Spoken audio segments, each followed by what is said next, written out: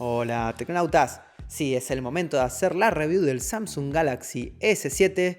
También recuerda que estamos haciendo un sorteo del mismo. Tienes tiempo hasta el lunes si todavía no te hayas avivado para participar. El otro día hicimos también un unboxing que sonaba bastante mal, así que nos estamos redimiendo, pero lo importante aquí es que vamos a ver los puntos positivos y negativos, principalmente los negativos de este terminal, porque hasta ahora le venimos echando bastante flores y podemos ver esos detallitos que por lo general a la primera no se ven. Así que vamos a evaluar todo esto a continuación. Comenzamos.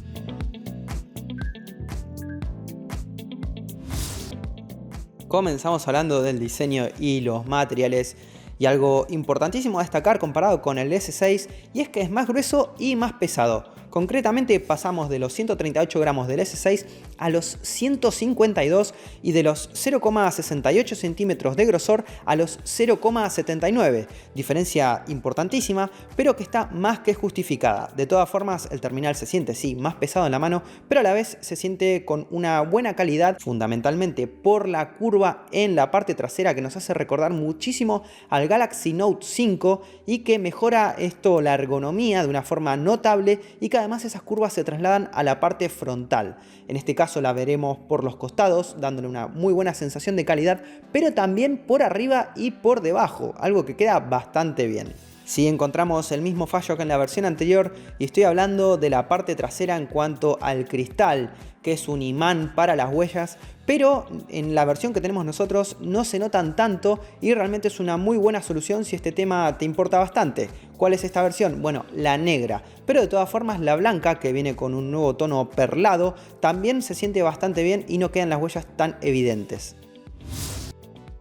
Seguimos hablando de la pantalla, es muy similar realmente a la del Galaxy S6, 5,1 pulgadas, pantalla plana, Super AMOLED el panel y además viene con Gorilla Glass 4 tanto por delante como por detrás para proteger el cristal. Además de eso también mantenemos la resolución en 2K. En términos generales, ¿qué es lo bueno y lo malo? Bueno, recordemos que estamos hablando de la versión más pequeña de este terminal y que viene con un panel que es el mejor del mercado sin lugar a dudas y que mejora un poquito más. Eso sí, le encontré un fallo, tuve que fijarme bastante, eso sí, pero dependiendo de dónde lo miremos, si lo miramos de exactamente la parte de adelante o ya le inclinamos un poquito el móvil, vamos a encontrar que la temperatura de los colores varía. Sí, es algo mínimo, pero realmente una vez que te fijas, siempre te llama la atención.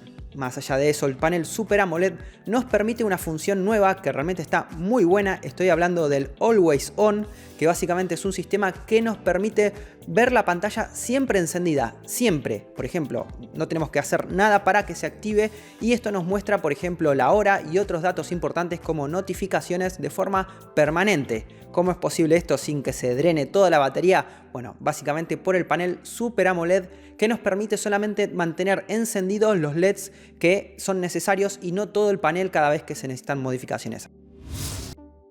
Hasta ahora mucho no hablamos del sonido de nuestras reviews, pero esta vez sí vale la pena porque nos encontramos con un terminal que si bien es pequeño, larga un sonido muy fuerte, un buen volumen y además robusto. Los graves suenan bastante bien y realmente vale la pena de comentar. Eso sí, mantiene los mismos vicios que el modelo anterior porque cuando estamos jugando a videojuegos, por ejemplo en modo apaisado de la pantalla, es muy frecuente que podamos tapar los altavoces con nuestro dedo y así clausurar el sonido casi al 100%, algo que realmente esperamos que mejoren de una vez por todas.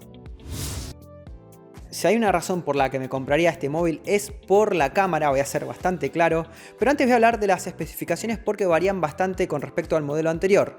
Básicamente nos encontramos que saltamos desde los 16 megapíxeles para abajo hasta los 12, el focal cambia de los 1.9 al 1.7 y además la cámara trasera se encuentra con 5 megapíxeles y focal 1.7.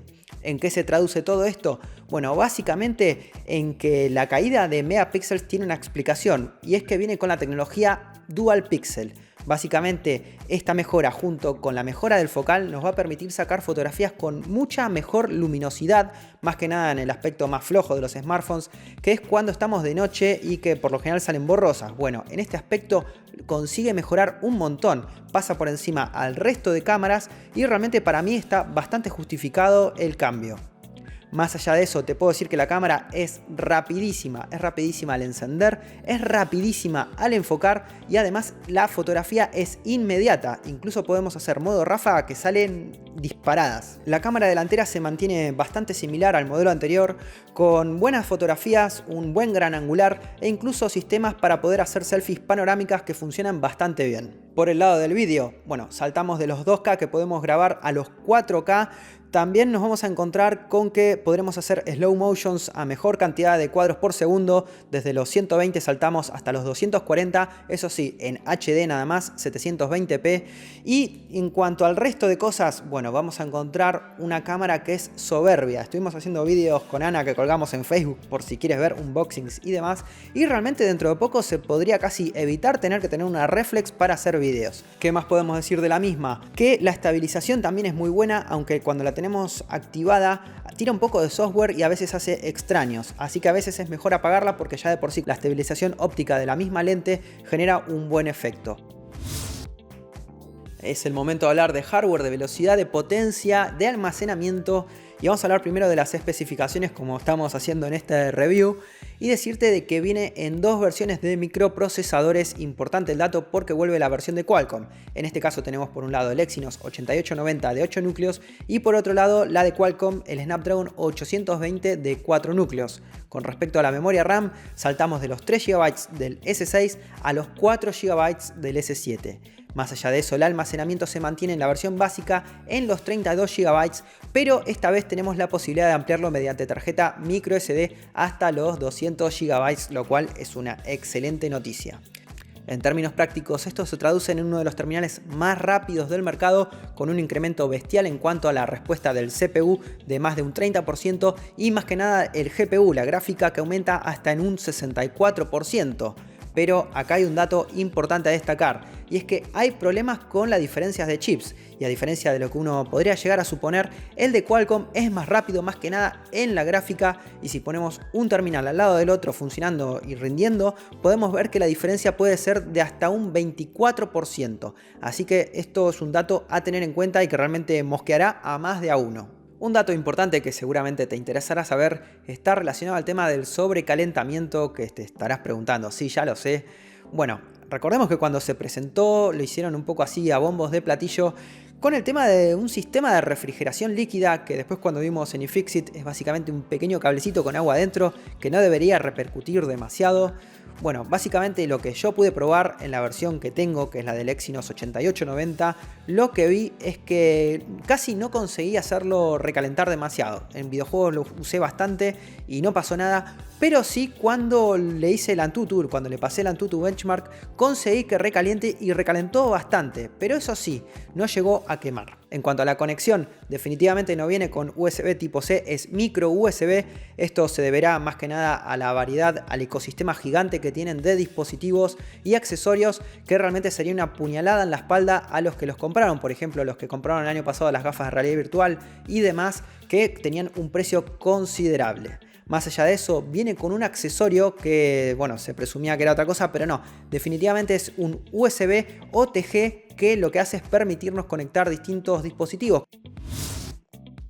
Y si hay un segundo motivo por el que me compraría este móvil es por la batería, porque el aumento es espectacular. Recordemos lo que hablábamos en cuanto al diseño, materiales y demás, que aumentaba el grosor y el peso. Bueno, está plenamente justificado. ¿En qué cambia con respecto al S6? Bueno, que antes, por ejemplo, tenía 2550 mAh y ahora tiene 3000. Y esto, con la mejora de rendimiento de Marshmallow, va a hacer que nos encontremos con un terminal que puede soportar hasta 6 horas de pantalla. Yo creo que incluso puede llegar a un poquito más y que con un uso muy intensivo podríamos llegar a completar el día y un uso normal podríamos llegar hasta los 2. Realmente es una mejora espectacular. Eso sí, tiene una pega al tema de la batería y las cargas y demás, porque el que vengan dos versiones del procesador va a ser un problema importante, y es que la tecnología de Qualcomm, ¿no?, que viene con Quick Charge 3.0 no va a estar implementada en este terminal, porque al haber la otra versión de Exynos que no tiene soporte, realmente lo que decidieron es cortar para abajo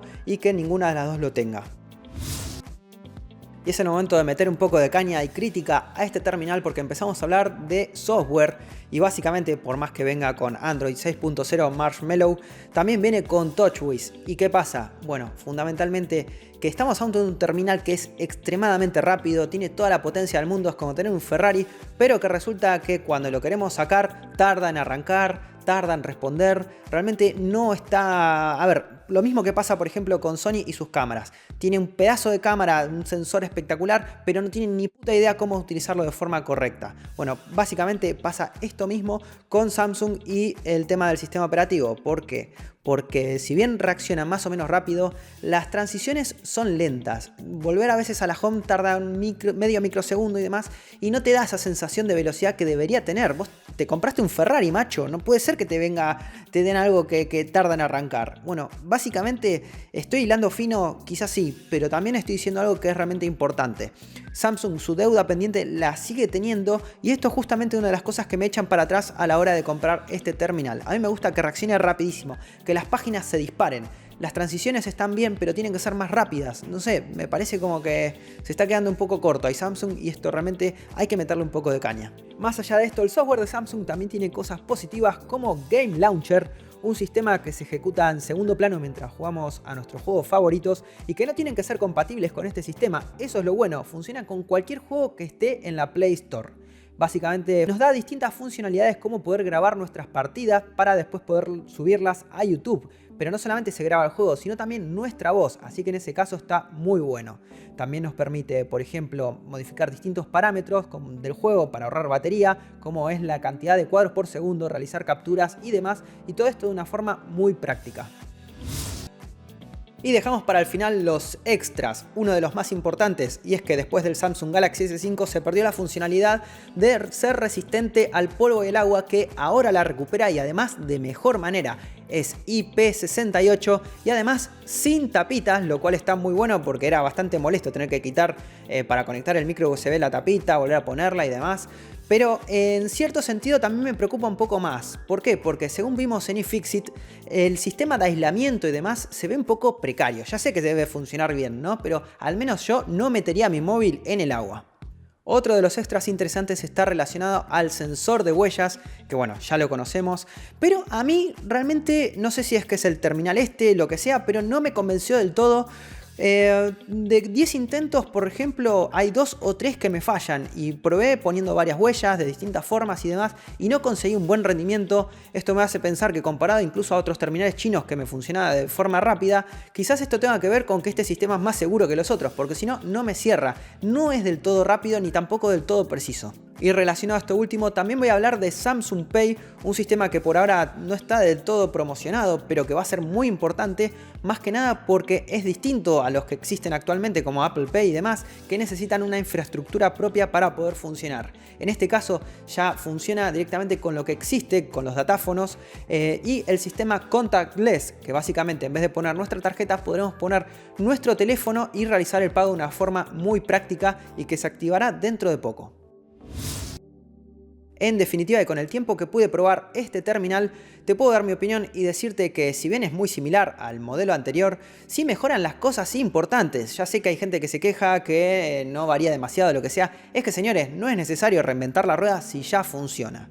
Así que, basándose en una excelente cámara, en una terrible autonomía, terrible en el lado positivo, y también en un muy buen diseño y demás, podemos decir desde mi punto de vista de que este terminal tiene 9,6 puntos de valoración, a diferencia de los 9,2 que le había puesto al Galaxy S6 y que justamente por el tema de Android y demás no llega al 10 o al 9,9.